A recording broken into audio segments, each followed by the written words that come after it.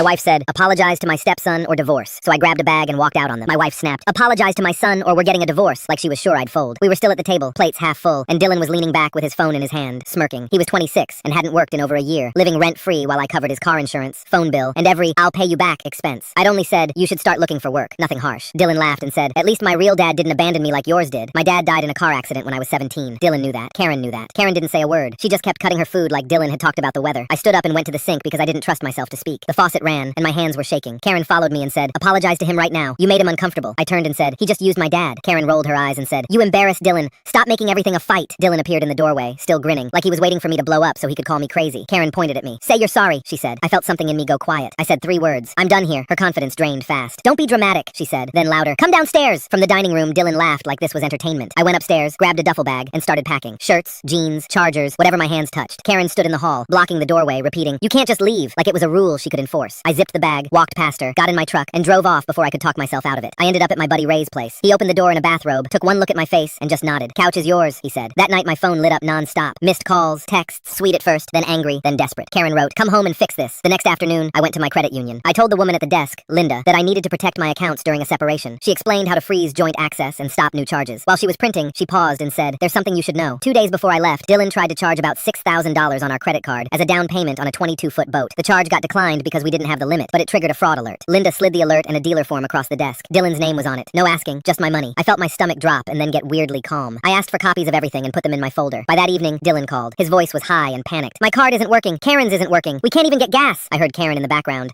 saying my name like she was trying to keep it sweet. Then she took the phone. You're being vindictive, she hissed. This isn't like you. The old me would have caved just to keep the peace, but I kept seeing her face at the sink, ordering me to apologize while Dylan mocked my dad. I said, I froze the accounts. You two aren't using my money like that anymore. Karen snapped. So you're punishing my son. I said, I'm stopping him from taking more. Dylan grabbed the phone and said, it was a joke. You're so sensitive. I said, my dad isn't a joke. He tried. Fine, I'm sorry, okay? It sounded fake, like he just wanted the card back. Ray sat next to me and said, if you go back without real changes, they'll learn it works. 2 weeks later, we met at a mediator's office. Karen showed up with Dylan like he was her backup. I brought my lawyer, Tom, and my folder. Karen started with a shaky voice. I was just trying to protect Dylan. You've changed. Walking out was cruel. I said, you gave me an ultimatum after he insulted my dead father. I listed the bills I'd been paying and how long Dylan had done nothing. Dylan tried to laugh it off, but the mediator told him to stop. Tom slid the fraud alert across the table. The room went quiet when Karen read boat and saw Dylan's name. Her face went pale. She turned to him. You did this? Dylan shifted and said, it wasn't a big deal. I was gonna pay it back. Karen shot back. With what money? Dylan stared at the carpet. The mediator asked what I wanted. Karen jumped in fast. We can work it out if you just come home. I shook my head. Normal isn't something I want to go back to. Not that house. Not that setup. I looked right at Karen. Dylan moves out. Finances stay separate. And you stop choosing him every time he crosses a line. If not, I'm done. Karen stared at me like she was waiting for me to soften. I didn't. I stood up, told the mediator to start the paperwork, and walked out. Behind me, I heard Karen say my name, sharp and scared, but the door closed and I kept walking. Now they're saying I went too far freezing the cards. Was I wrong?